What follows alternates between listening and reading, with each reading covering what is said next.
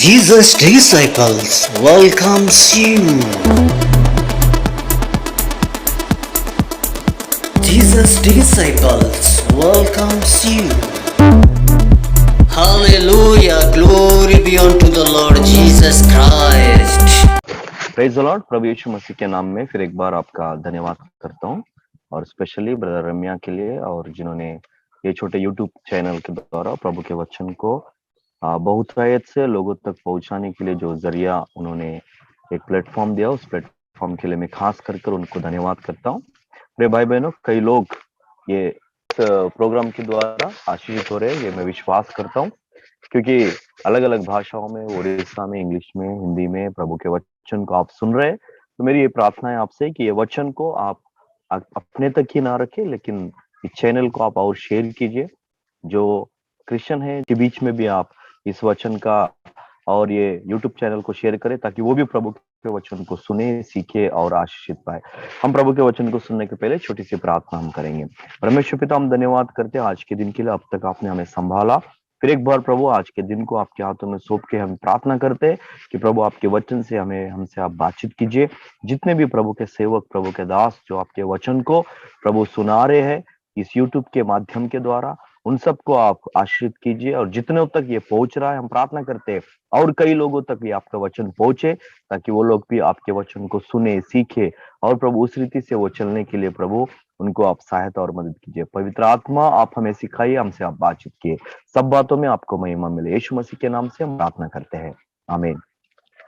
प्रिय भाई बहनों, आज प्रभु यीशु मसीह के नाम में आपका धन्यवाद करता हूँ, और खासकर यूट्यूब चैनल के लिए भी आप इसे सब्सक्राइब कीजिए, और कई लोगों को जिनको प्रभु का वचन नहीं मालूम उन तक आप शेयर कीजिए, ऐसी मेरी आपसे विनती है। आज के वचन को हम पढ़ेंगे यूहन्ना रचित सुसमाचार, उसका 5वें अध्याय में मैं एक इंसिडेंट को आपके सामने लाना चाहता हूँ। ये 38 वर्ष के रोगी का चंगे होने का एक इंसिडेंट है। मैं आपके लिए ये वचन को मैं पढ़ना चाहता हूँ। इन बातों के पश्चात, यूहन्ना रचित सुसमाचार 5वां अध्याय 1 वचन से पढ़ रहा हूँ। इन बातों के पश्चात यहूदियों का एक पर्व हुआ, और यीशु यरूशलेम को गया। यरूशलेम के भेड़ फाटक के पास एक कुंड है, जो इब्रानी भाषा में बैतसदा कहलाता है। उसके 5 ओसारे हैं। उनमें बहुत से बीमार, अंधे, लंगड़े और सूखे अंग वाले पड़े रहते थे, क्योंकि नियुक्त समय पर परमेश्वर का स्वर्गदूत झुंड में उतरकर अपने पानी को हिलाया करता थे। पानी हिलते ही जो कोई पहले उतरता वह चंगा हो जाता था, चाहे उसकी कोई भी बीमारी क्यों ना हो। वहां एक मनुष्य था जो 38 वर्ष से बीमारी में पड़ा था। यीशु ने उसे पड़ा हुआ देखकर और यह जानकर कि वह बहुत दिनों से इस दशा में पड़ा है, उससे पूछा, क्या तू चंगा होना चाहता है? उस बीमार ने उसको उत्तर दिया, हे प्रभु, मेरे पास कोई मनुष्य नहीं कि जब पानी हिलाया जाए तो मुझे कुंड में उतारे, परंतु मेरे पहुंचते पहुंचते दूसरा मुझसे पहले उतर जाता है। यीशु ने उससे कहा, उठ, अपनी काट उठा और चल फिर। वह मनुष्य तुरंत चंगा हो गया और अपनी काट उठाकर चलने फिरने लगा। ये वचन को हमने कई बार पढ़ा होगा, ये वचन को हमने कई बार सुना भी होगा। यहाँ पर ये वचन में लिखी हुई कुछ ऐसी बातें हैं जिसके विषय में मैं आपसे बातचीत करना चाहता हूँ। वो ये है कि 38 वर्ष का रोगी एक व्यक्ति है जो 38 सालों से वो रोगी था, और ये रोगी भेड़ फाटक के पास एक कुंड के पास पड़ा हुआ था। बाइबल कहती है प्रभु यीशु मसीह यरूशलेम के भेड़ फाटक के पास एक कुंड में, जो इब्रानी भाषा में बेतसदा कहलाता है, उसके पास 5 ओसारे हैं। इनमें बहुत से बीमार, अंधे, लंगड़े और सूखे अंग वाले पाए जाते हैं। एक कुंड है, उस कुंड के पास बेतसदा, इसका नाम है बेतसदा का कुंड। ये बेतसदा का जो कुंड है, इस कुंड के पास कई बीमार लोग थे। किस किस प्रकार के बीमार लोग थे वहां पे लिखा है कि बीमार वाले, अंधे, लंगड़े, सूखे अंग वाले वहां पे पड़े रहते थे। और एक समय पर एक स्वर्गदूत आता था और वो पानी को हिलाता था। जैसा वो पानी हिलता था, जो सबसे पहले उस कुंड में उतरता था, इस बेतसदा के कुंड में जो उतरता था, वो कोई भी बीमारी वो क्यों ना हो, वो चंगा हो जाता था। सो कई लोग आ रहे थे, चंगे हो रहे और जा रहे। लेकिन एक व्यक्ति था जो पिछले 38 सालों से इस बेतसदा के कुंड के पास पड़ा हुआ था। 38 सालों से वो कई बार पानी हिलना देख रहा था। कई लोग उस पानी में उतर रहे थे, चंगे हो रहे थे और वापस वो जा रहे थे, लेकिन ये व्यक्ति चंगा नहीं हो पाया। 38 साल से वहीं पड़ा था। और 38 साल के बाद प्रभु यीशु मसीह जब वहां पर गुजरे तो प्रभु यीशु मसीह ने पूछा उसे, कई दिनों से वहां पड़ा हुआ देखकर, देखिए छठवें वचन में पढ़ता हूं, यीशु ने उसे पड़ा हुआ देखकर और यह जानकर कि वो बहुत दिनों से इस दशा में पड़ा है, उससे पूछा, क्या तू चंगा होना चाहता है? उस बीमार ने उसको उत्तर दिया, हे मेरे प्रभु, मेरे पास कोई मनुष्य नहीं कि जब पानी हिलाया जाए तो मुझे कुंड में उतारे, परंतु मेरे पहुंचते पहुंचते दूसरा मुझसे पहले उतर जाता है। यीशु मसीह ने उससे पूछा, क्या तू चंगा होना चाहता है? तो उसने यीशु मसीह को उत्तर दिया, हाँ प्रभु, मैं उस कुंड में उतरना चाहता हूं। जब दूत आता है, स्वर्गदूत आकर उस पानी को हिलाता है, मुझसे पहले कोई दूसरा उसमें उतर जाता है और वो चंगा हो जाता है। यहां पर कंडीशन ये था कि जब स्वर्गदूत आकर पानी हिलाए तो जो सबसे पहले उतरेगा वो चंगाई पाएगा। सो ये उतरने की कोशिश करता था, लेकिन इसके पहले ही कोई दूसरा उतर कर चंगाई पा लेता था। इस कारण से वो 38 सालों से वहां पर वो पड़ा हुआ था। यीशु ने उससे कहा, उठ, अपनी काट उठा और चल फिर। वह मनुष्य तुरंत चंगा हो गया और अपनी काट उठाकर चलने फिरने लगा। ये व्यक्ति क्यों 38 सालों से चंगाई नहीं पाया? मैं कुछ 3 कारणों को बताना चाहता हूं। इसके पहले मैं इस वचन को फिर एक बार दोहराना चाहता हूं। यीशु मसीह और ये जो 38 साल का रोगी था वो कहां था? ये व्यक्ति एक बेतसदा के कुंड के पास था। बेतसदा कुंड का नाम का अर्थ है कि परमेश्वर के दया का स्थान या परमेश्वर की करुणा का स्थान। सो ये एक ऐसी जगह पे था जहां पर परमेश्वर की दया और परमेश्वर की करुणा, परमेश्वर की कृपा वहां पर बहुत आयत से थी। हम बाइबल में यहाँ पढ़ते हैं कि इस बेतसदा के कुंड के पास अलग अलग प्रकार के बीमार लोग थे, अंधे थे, लंगड़े थे, वहां पर सूखे हाथ वाले थे, अलग अलग प्रकार की बीमार के लोग वहां पर पड़े हुए थे। सब लोग आ रहे थे और जब जब पानी हिलाया जा रहा था उसमें उतर रहे थे, चंगे हो रहे थे और जा रहे थे। प्रिय भाई बहनों, यहाँ पे हम देखते हैं बेतसदा मतलब परमेश्वर का दया का, परमेश्वर की कृपा का, परमेश्वर का वो वहां का कृपा का वो स्थान, दया का वो स्थान है।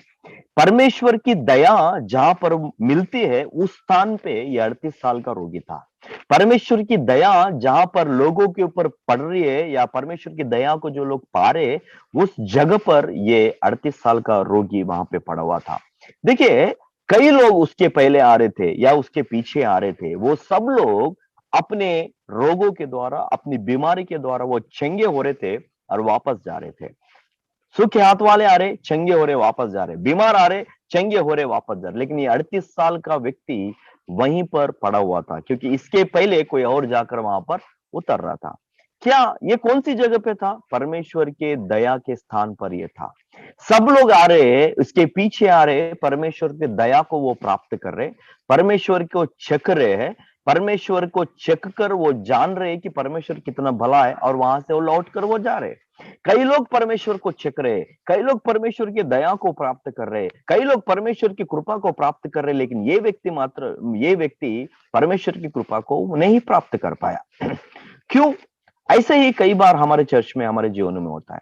हम कई सालों से चर्च में जाते हैं, 5 साल से, 10 साल से, 15 साल से, 20 साल से, लेकिन हमसे पीछे जो आता है वो परमेश्वर की दया को प्राप्त कर लेता है। हमसे जो पीछे आता है वो चंगाई पा लेता है। हमसे पीछे जो आता है वो प्रभु में वो मजबूत हो जाता है। हमसे पीछे जो आता है वो प्रभु में विश्वास में मजबूत हो जाता है। हमसे पीछे जो आता है वो प्रभु में उन्नति करते हुए निकल जाता है। हमसे पीछे जो प्रभु में आता है वो पवित्र आत्मा को पाकर वो आगे बढ़ते हुए चले जाते हैं। हमसे पीछे जो आता है, जो हमसे पीछे आए हुए हैं, वो लोग तुरंत परमेश्वर की कृपा को वो लोग पा लेते, परमेश्वर की दया को पा लेते। जिनको बच्चे नहीं वो लोग बच्चे को प्राप्त कर लेते, आशीषित होते हैं। हमसे पीछे जो आता है वो हमसे पहले नौकरी को पा लेता है। लेकिन कई ऐसे लोग हैं जो 5 साल से, 10 साल से, 15 साल से, 20 साल से वो लोग परमेश्वर की दया का स्थान, जो परमेश्वर की कलीसिया है, परमेश्वर की दया का स्थान जो परमेश्वर का मंदिर है, वहां पर आते हैं, लेकिन ये 38 साल के रोगी के जैसे पड़े रहते हैं, लेकिन इनके पीछे आने वाले परमेश्वर की दया को प्राप्त कर लेते हैं। प्रिय भाई बहनों, क्या आपने कभी सोचा 5 साल से, 10 साल से, 15 साल से मंदिर में जा रहे, 5 साल से, 10 साल से, 20 साल से, 25 साल से, 30 साल से परमेश्वर के मंदिर में दया के स्थान पे हम लोग हैं, लेकिन हम परमेश्वर की दया को नहीं पा रहे हैं। हम परमेश्वर की दया के स्थान पर ही है, हमारे आंखों के सामने लोगों के जीवन में अद्भुत कार्य हो रहे, हमारे आंखों के सामने लोग चंगाई पा रहे, हमारे आंखों के सामने लोगों को बच्चे हो रहे, हमारे आंखों के सामने लोगों को नौकरियां मिल रही, हमारे आंखों के सामने लोगों के जीवन में अद्भुत कार्य हो रहे हैं। लेकिन आज भी कई कलीसिया के लोग, आज भी कई क्रिश्चियन लोगों के जीवन में अभी भी 38 साल के रोगों की जैसे पड़े हुए हैं। उनके जीवन में कोई परमेश्वर की दया उन्होंने पाई नहीं है, उनके जीवन में अभी तक चंगाई पाई नहीं है, उनके जीवन में अभी तक उनको नौकरी नहीं मिली, उनके जीवन में अभी तक उनके जीवन में कोई भला काम हुआ नहीं है। क्यों? आप तो दया के स्थान पे है, वो व्यक्ति भी दया के स्थान पे था, वहां पर भी अद्भुत कार्य हो रहे हैं, वहां पर भी परमेश्वर की महिमा प्रकट हो रही है, वहां पर भी लोग परमेश्वर की कृपा को, उसके अद्भुत कार्य को चख रहे हैं।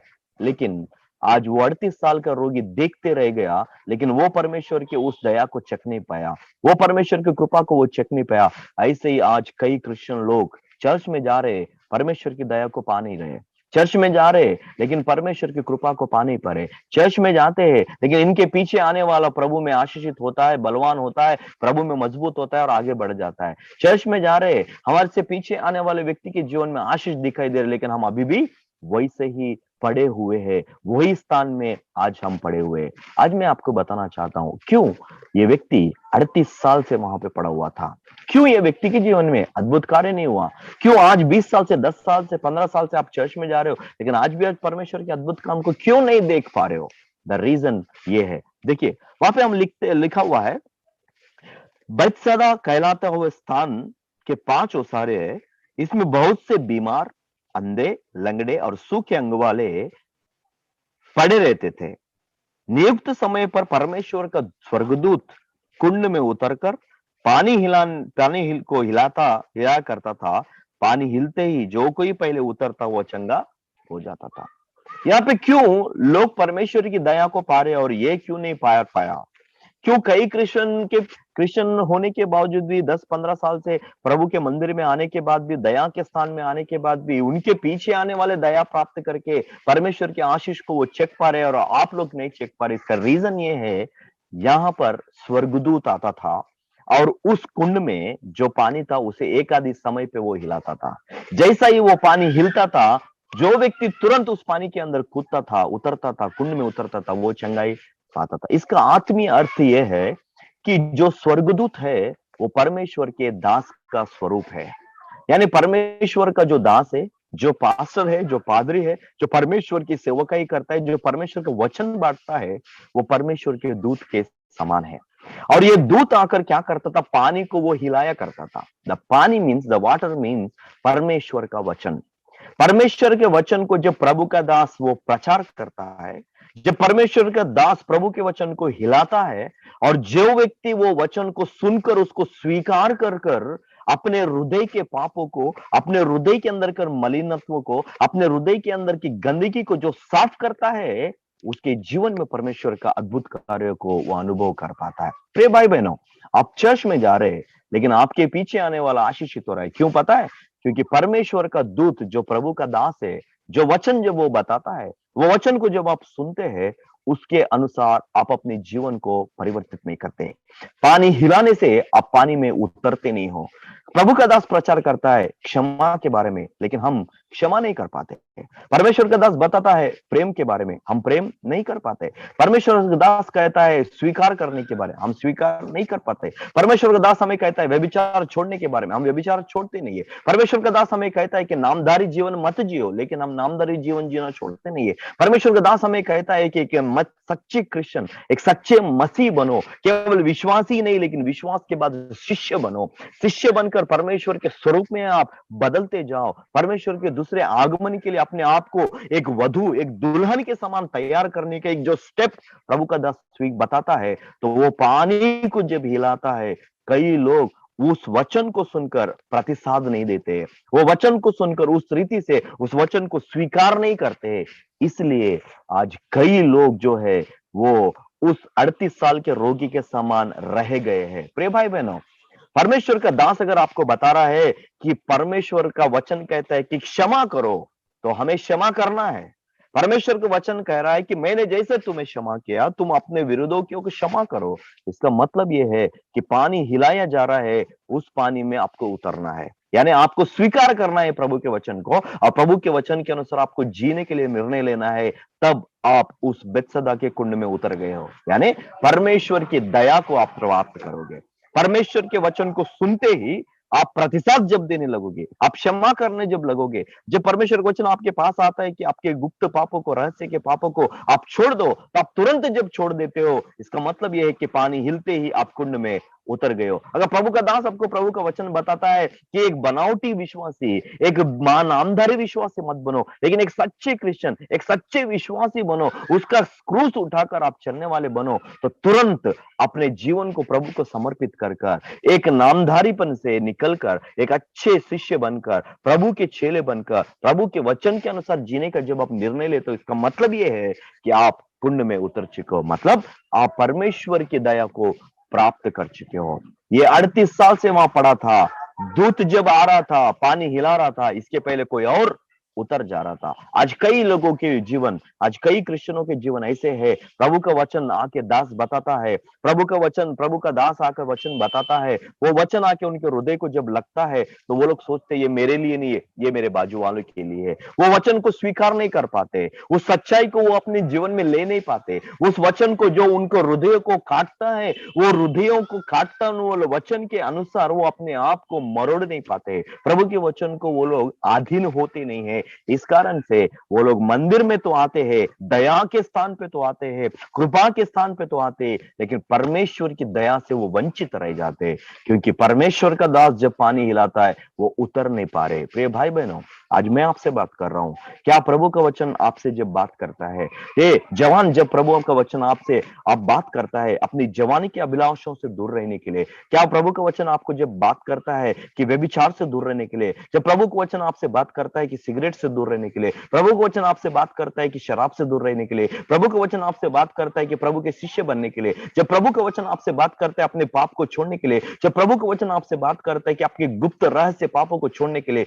क्या आप पानी के हिलते ही, वचन के सुनते ही अपने मन को बदल पा रहे हो? क्या अपने हृदय में प्रभु यीशु मसीह को स्थान दे के, हाँ प्रभु मैंने ये पाप किया, ये गलतियां किया है, आपका वचन मुझे पाप दिखा रहा है, मैं अपने पापों को मानता हूं, छोड़ देता हूं करके, क्या पश्चाताप हम कर पा रहे? नहीं कर पा रहे, इसलिए 38 साल के रोगी के जैसे हम लोग रह गए हैं, क्योंकि हमारे पीछे आने वाले लोग पापों का अंगीकार कर रहे हैं, वो चंगाई पा रहे हैं, उनके जीवन में अद्भुत कार्य हो रहे हैं, उनके जीवन बदल रहे हैं, उनको नौकरियां मिल रही है, वो प्रॉस्पेरिटी पा रहे हैं, उनके जीवन में अद्भुत कार्य जब पा रहे हैं, वो स्टेप बाय स्टेप वो लोग प्रभु में बढ़ रहे हैं। लेकिन आज हम लोग बढ़ नहीं पा रहे, कारण ये है प्रभु के वचन को जो प्रतिसाद हमने देना चाहिए, प्रभु के वचन को जो रिस्पॉन्स हमने देना चाहिए, प्रभु के दास वचन बोते ही उस वचन का, वो वचन हमारे हृदय में अच्छी भूमि में गिरना चाहिए, लेकिन गिर नहीं पा रहा है। इस कारण से कई लोग आज 38 साल के रोगी के जैसा रह गए हैं। अरे भाई बहनों, मैं जो बातें बोल रहा हूं वो आपके दिल में लीजिएगा। प्रभु आज आपसे बात करना चाह रहा है, प्रभु आपसे बताना चाह रहा है कि भाई, ए बहन, ए माता, ए पिता, क्यों आज तुम्हारे जीवन में 10, 15, 20 साल से प्रभु के आशीष को नहीं पा पाए? क्यों प्रभु के उस प्रेम को चेक नहीं पाए? क्योंकि हम आते हैं और जा रहे हैं, लेकिन हमारे जीवन में पानी हिलाए समय पर, प्रभु का वचन बताते समय में, प्रभु का वचन जब हमारे हृदय को लग रहा है, तो हम अपने आप को बदल नहीं पा रहे। इस कारण से 38 साल से वो व्यक्ति वहीं पे पड़ा रहा। हालेलुया। प्रिय भाई बहनों, द सेकेंड रीजन वो व्यक्ति वहां पर क्यों पड़ा था, एक तो 38 साल से प्रभु के वचन को वो देख रहा था, सुन रहा था, पानी हिलाया जा रहा था, लेकिन ये अंदर नहीं जा रहा था। प्रिय भाई बहनों, दूसरा मेरा एक सपन या प्रश्न है, 38 साल से वहां पर था, ये 38 साल में उसको किसने बाथरूम लेकर गया? इस 38 साल में किसने उसको खाना दिया? ये 38 साल में उसके व्यक्तिगत कामों को उसने कैसा किया? किसी ना किसी ने तो उसको सहायता की होगी, किसी ना किसी ने तो उसको मदद की होगी, लेकिन ये व्यक्ति वो बिछैनों में पड़ा हुआ था, उसकी खाट पर पड़ा रहना इसने पसंद रखा, लेकिन ये खाना देने वाला व्यक्ति या फिर उसको मदद करने वाले व्यक्ति का सहाय लेकर उसने पानी में कूदने का कोशिश नहीं किया। देखिए, आप सोचिए, खाट में रहना इसको पसंद आया, वो खाट उसको अच्छा लगता था, 38 साल वो वहीं पे पड़ा हुआ था। प्रिय भाई बहनों, कई लोगों को आज पवित्रता अच्छी नहीं लग रही, कई लोगों को प्रभु का पीछे चलना अच्छा नहीं लग रहा, कई लोगों को एक अच्छे मसीह बन के जीना पसंद नहीं है, उनको पाप में पड़े रहना पसंद है, उनको व्यभिचार में पड़े रहना पसंद है, उनको पाप की जिंदगी जीना उनको पसंद है। प्रिय भाई बहनों, आज वो पसंद उनके जीवन में है, इसलिए वो लोग उनमें से बाहर नहीं आ पा रहे। मैं एक बार एक बहन के लिए प्रार्थना करने गया। उस बहन के जीवन में एक अद्भुत रीति से एक प्रॉब्लम थी। उनके घर में उनकी माँ आकर बोलती थी कि मेरी बेटी एक बहुत भयंकर समस्या से पीड़ित है, आप पास्टर साहब प्रार्थना करो। मैंने बोला जरूर प्रार्थना करूंगा। समस्या ये थी कि वो जब सो जाती थी या फिर वो उसके नींद में एक दुरात्मा उसके साथ आकर व्यभिचार करता था, यानी वो फील करती थी। तो उससे वो छुटकारा पाने के लिए मेरे पास प्रार्थना करने के लिए आए। मैंने बोला जरूर मैं आपके लिए प्रार्थना करूंगा। जैसे ही मैं प्रार्थना करने के लिए शुरू करने गया, पवित्र आत्मा ने मुझे उससे एक सवाल करने के लिए प्रेरित किया। तो मैंने कहा कि बहन, क्या आप छुटकारा पाना चाहते हैं? उसने जवाब नहीं दिया। मैंने दूसरी बार पूछा, क्या आप बहन छुटकारा पाना चाहते हैं? उसने कोई जवाब नहीं दिया। उधर इधर देखकर जब कोई नहीं था, उसने मुझे बोला, नहीं ब्रदर, मुझे अच्छा लगता है। देखिए, उस स्त्री को वो अच्छा लगता है, इसलिए अगर मैं प्रार्थना भी करूं तो वो उस दुष्ट आत्मा की शक्ति से वो छुटकारा नहीं पा पाएगी। अगर आप पाप में रहना पसंद करते हैं, आप उस व्यसनों में रहना पसंद करते हैं, आप उसके उसके सिगरेट पीने में, दारू पीने में, व्यभिचार करने में, पाप करने में आपको अच्छा लगता है, वही खाट पे रहना अगर आपको अच्छा लगता है, तो आप 38 साल से भी वहां पे पड़े रहेंगे, अद्भुत कार्य आपके जीवन में नहीं होगा। आपको आपके मन में ये ठानना पड़ेगा कि हाँ प्रभु, मैं छुटकारा पाना चाहता हूँ। प्रभु, मैं उस मन में उसमें मैं कूदना चाहता हूँ। प्रभु यीशु मसीह ने आकर उससे पूछा, क्या तू छुटकारा पाना चाहता है? इसका जवाब क्या होना चाहिए था? हाँ, मैं छुटकारा पाना चाहता हूँ। क्या आप मुझे छुटकारा दिलाएंगे?